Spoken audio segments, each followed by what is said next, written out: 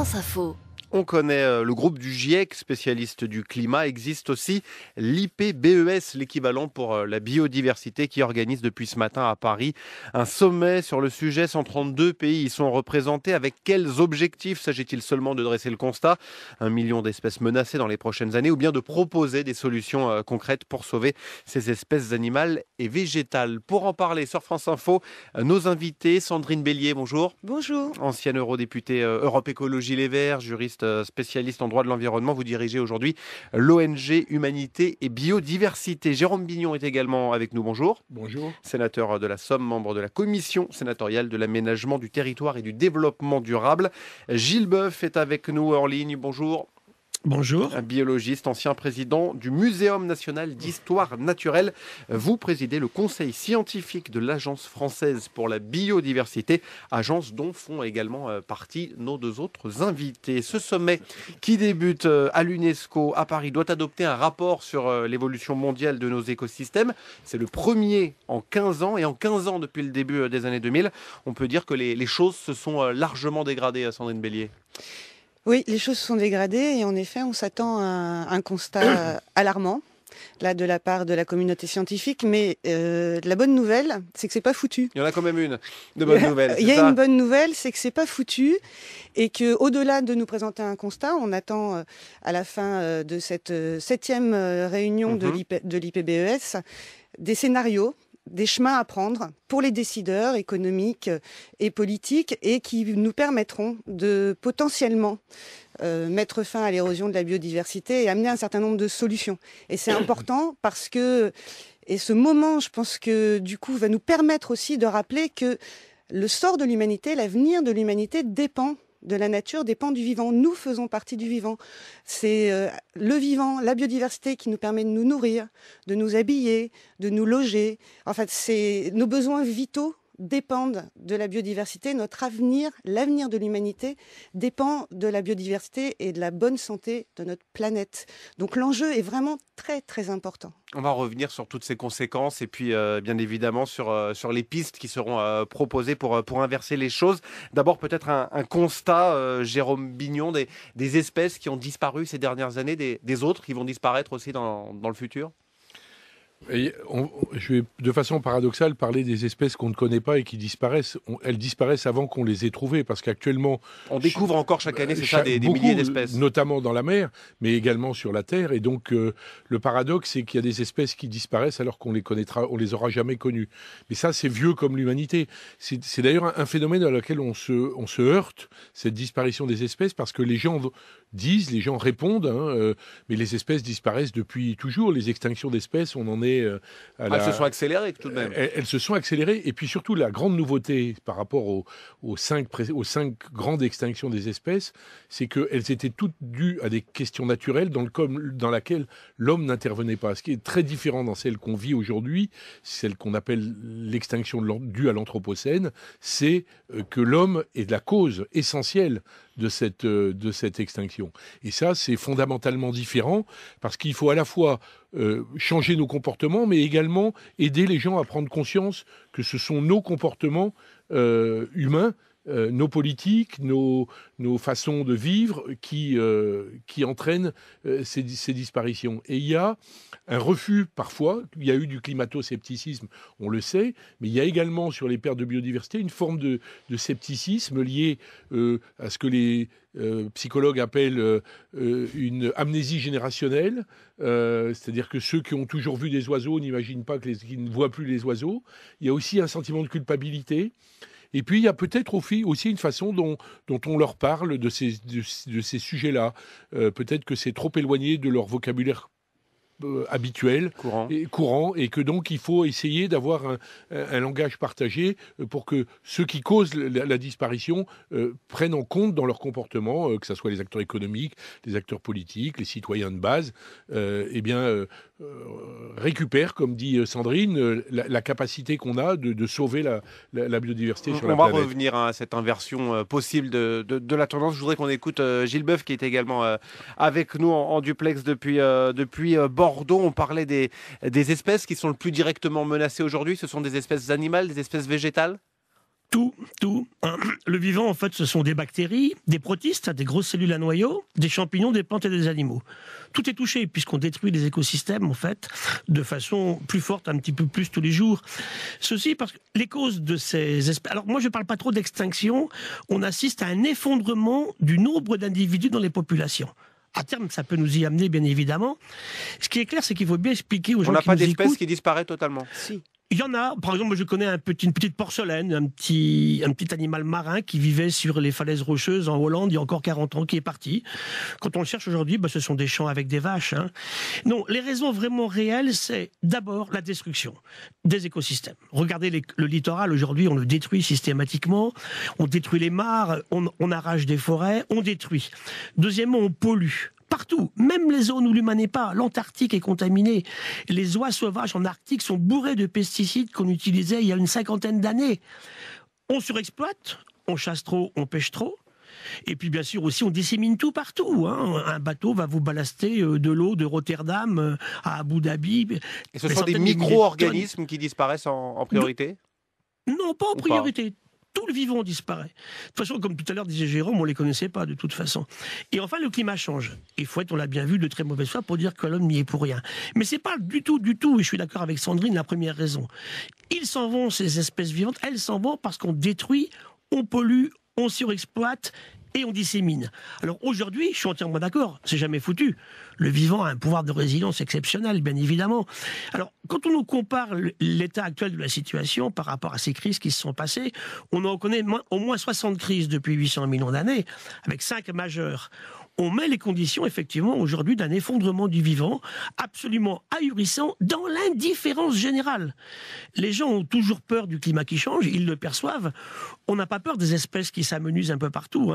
On raconte souvent, quand on parle des insectes, ce travail fait par des collègues allemands il y a quelques mois, où ils montraient que sur une forêt allemande, pourtant dans une zone qui était protégée, il nous manquait les 3/4 de ce qui volait il y a encore une 40aine d'années. Donc c'est là que, prenons ceci en considération, chaque fois qu'on fait quelque chose, développons une culture de l'impact. Qu'est-ce que ça va avoir comme effet sur ce vivant ? Et là, je rejoins mes 2 collègues, on ne peut absolument pas s'en passer. Un corps humain, c'est autant de bactéries que de cellules humaines. Un bébé humain à la naissance, c'est 3/4 d'eau. Et dans notre lit, chaque matin, parce qu'on y a dormi, on a entre 1 et 2 millions d'acariens. Qu'on cesse ces choses absolument débiles de croire que le vivant puisse s'en passer. Ce qui fait sourire Sandrine Bélier, mais c'est une chose très sérieuse, cette conséquence de la disparition de la biodiversité pour la santé et puis plus globalement pour notre espèce, les humains. Pour l'espèce humaine, je le répète, la biodiversité, c'est nous et l'ensemble des espèces non humaines, végétales et animales. Et nous dépendons directement de la biodiversité. C'est le paradoxe, c'est-à-dire qu'elle est en train de s'effondrer. Et on oublie que pour respirer, l'air que nous respirons aujourd'hui dépend particulièrement de la photosynthèse et donc du bon état de nos forêts. On oublie qu'on se nourrit de biodiversité. On se nourrit pas de plastique. C'est tout ce qui vient de la terre. On oublie que la qualité de l'eau dépend aussi de la nature et de nos zones humides. Et on va reprendre le fil de cette discussion. D'abord, un point sur l'info avec Diane Ferchit. Il est 13h20. France Info. Et on continue sur France Info à parler biodiversité avec ce sommet ouvert depuis ce matin à Paris jusqu'au 6 mai avec un rapport qui doit être rendu. Nos invités Sandrine Bélier, Jérôme Bignon et Gilles Boeuf. On a parlé de la situation actuelle, de la situation passée. Qu'est-ce qui va se passer dans le futur maintenant, Jérôme Bignon ? Qu'est-ce qu'on peut faire concrètement pour inverser les choses ? Changer nos comportements, c'est essentiel. Je crois que la prise de conscience est un peu plus tardive que pour le climat. Le GIEC existe depuis longtemps maintenant et on voit qu'il a fallu un temps fou pour que les gens acceptent cette idée que des savants pouvaient, en croisant leurs informations, leurs rapports, avoir des affirmations très réelles sur l'effondrement climatique. C'est la même chose pour l'IPBES, sauf que l'IPBES, il existe depuis 2012 seulement. Donc c'est un acronyme qui n'est pas encore vraiment bien passé assez dans le langage commun. Et c'est une très bonne nouvelle qu'ils se réunissent en France, parce que ça peut contribuer à aider nos compatriotes à prendre conscience que les choses sont sérieuses. C'est avant l'année internationale de la nature qui va se dérouler à Marseille, donc on est bien dans une chose. Il y a une prise de conscience qui est nécessaire. C'est la première chose. Vous pouvez faire toutes les politiques que vous voulez, si les gens les partagent pas. Bon. Après, il faut changer les comportements. L'artificialisation des sols, c'est monstrueux. On perd des terres agricoles, on perd des zones humides, on perd des zones dans lesquelles Vous savez, quand la forêt est détruite, les animaux qui vivent dans la forêt, ils peuvent pas aller ailleurs. En mer, c'est vrai, on sent plus un effondrement qu'une perte qu'une extinction, parce qu'en mer, ils peuvent se déplacer. Actuellement, au large de la baie de Somme, il y a des poissons qui étaient là avant, des harengs. Aujourd'hui, les harengs, ils sont remontés en mer du Nord, parce que l'eau est froide, ils la retrouvent plus haut. Mais quand vous perdez en forêt ou en montagne, les animaux qui sont dedans, ils ne peuvent pas monter plus haut, ils ne peuvent pas quitter la forêt pour aller s'installer dans la plaine. La destruction des zones humides est une calamité. Quand je pense qu'aujourd'hui, on va laisser détruire 900 hectares à la frange de la Camargue, qui est une des pépites mondiales des zones humides, un endroit emblématique à tous les égards, pas seulement en France, pour le monde. Et on va, pour faire un détournement d'une ville, quel que soit l'intérêt de ce détournement qu'on peut bien comprendre, on continue, business as usual, on continue exactement comme avant. Et il faut que ça change, c'est ça qui est important. Gilles Boeuf, on évoquait le GIEC, il y a des rapports, il y a des réunions, il y a des sommets. Est-ce que pour la biodiversité, c'est la même chose? À court terme, c'est difficile de faire changer les choses. Disons qu'on espère pouvoir le faire. C'est clair que ça a démarré plus tard, comme le disait Jérôme à l'instant, mais la prise de conscience est quand même très importante aujourd'hui. Puis surtout, on a eu des papiers séismes depuis 3 ans. Un papier de collègues mexicains qui parlait d'annihilation du vivant sur les vertébrés. Il y a eu ce papier après de nos collègues du Muséum d'histoire naturelle et puis du CNRS de Chizé qui nous montrait l'effondrement des oiseaux communs dans les terres agricoles. 30% en 15 ans d'oiseaux très, très, très classiques, très banals. Puis ce papier allemand que j'évoquais tout à l'heure qui nous montrait effectivement qu'en Allemagne on avait perdu les 3/4 de ce qui volait. Et enfin un papier australien il y a juste un mois qui a été repris par les grands médias qui nous montre que partout dans le monde les insectes sont en effondrement. Alors qu'on les pensait invulnérables, ils sont là depuis si longtemps, si résistants à tout. Ils partent dans l'indifférence générale. Et c'est là que cette prise de conscience, il faut vraiment qu'on la passe à nos concitoyens. Chaque fois qu'on touche à quelque chose, qu'est-ce qui va se produire? Qu'on ait cette culture de l'impact. Et les 3 plus gros défauts de l'humain qu'il faut qu'on combatte là-dessus, c'est l'imprévoyance. L'imprévoyance, par exemple, qui nous a fait utiliser du charbon et du pétrole, qui s'est posé la question à l'époque, quand on passe du cheval animal au cheval vapeur, que c'était bien ou pas bien de rejeter ces gaz dans le système. Ensuite, après cette imprévoyance, c'est l'arrogance. L'humain est toujours meilleur que les autres. Il y a la prise de conscience, Gilles Boeuf, mais il y a tout de même une prise de décision qui doit être politique au final, Sandrine Bélier.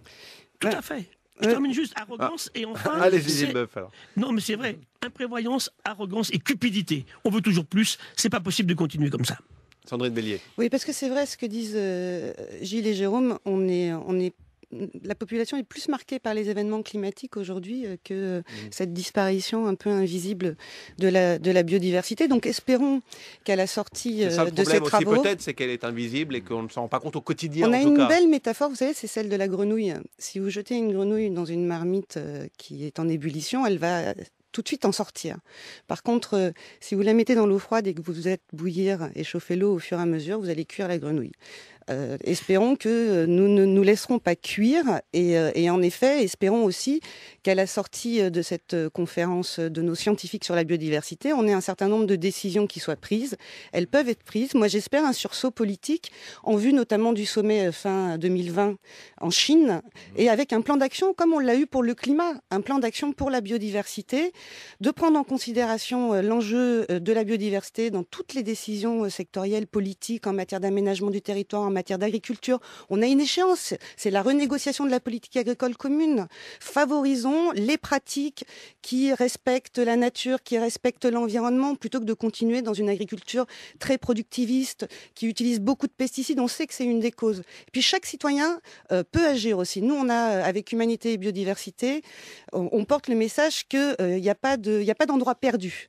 On peut préserver la biodiversité partout, sur son balcon, dans son jardin, avec des bonnes pratiques. Et puis, en changeant notre mode de consommation, privilégions l'agriculture et les produits locaux, de proximité, de saison, les produits bio, favorisons l'agroforesterie. La consommation est un vrai levier en matière de biodiversité et pour préserver le vivant. C'est que vous avez été au Parlement européen, vous êtes au Sénat aujourd'hui, Jérôme Bignon. Les centres de décision sont multiples et différents. Il faut vraiment que tous les pays, tout le monde se mette d'accord en même temps. Il faut que tous les pays se mettent d'accord, mais moi je crois au fait que les pays et nos responsables politiques et économiques sont très sensibles aux citoyens et à l'expression citoyenne. On peut, en tant que consommateur, aujourd'hui être consommateur.